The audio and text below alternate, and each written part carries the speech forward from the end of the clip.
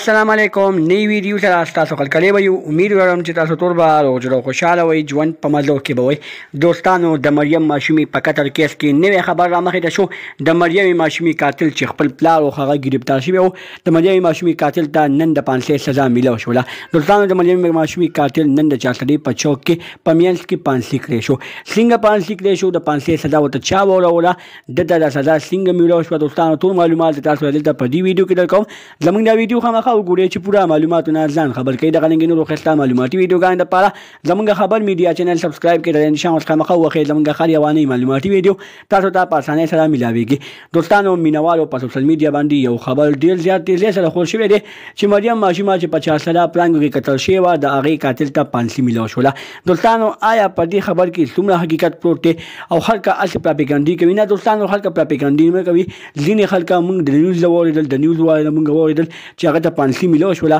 دوستانو ویل کېږي چې 500 ته نه ملو شوی ځینې خلک د خپل ځان مخکې کېدو لپاره د خپل ویوز راوستلو لپاره او داسې قسمه خبرونو خورولو لپاره خپل چینل خرابولو لپاره داسې قسمه خبرونه په سوشل میډیا باندې خوروي چې د مریم ماشومي قاتل ته 500 ملو شوله خو دوستانو تاسو ته زه یا ګرنل کوم دا کم کسان چې داسې قسمه خبرونه په سوشل میډیا باندې خوروي او خلکو ذهن ځان ته مایل کوي دوستانو هغوی ته زه دا یو خواست کوم چې تاسو داسې قسمه کارونه وکوئ چې په هغې باندې تاسو ته پیمانتیا ملاویږي تاسو خاندان ورته پیمانتیا ملاویږي بیا تاسو ته په خپل هم پیمانتیا ملاویږي مریم وا د 4 کالو ماشومه وا پاکه ماشومه خپل پلار بې ګناه قتل کړي وا پلار یې عدالت ته پیش کیږي خو دا اوسه پورې پلار تاسو د 500 سزا یا نور سزا نه دی ویلو شوی پلار یې خالي د ورځو پریمان باندې لګړو او نن ومه اتمه ولدا چې پریمان باندې تللی دی او بیا عدالت ته پیش کیږي چې کله عدالت ته پیش کړي شي او عدالت نه مشوره راغلی نه بیا تاسو نور ټول نه مشورې په دې ویډیو کې شریکوم دا غنګ نور خلاص معلوماتي ویډیوګان د پاره زموږ خبر میډیا چینل سبسکرایب کړئ نشان خامخا وخه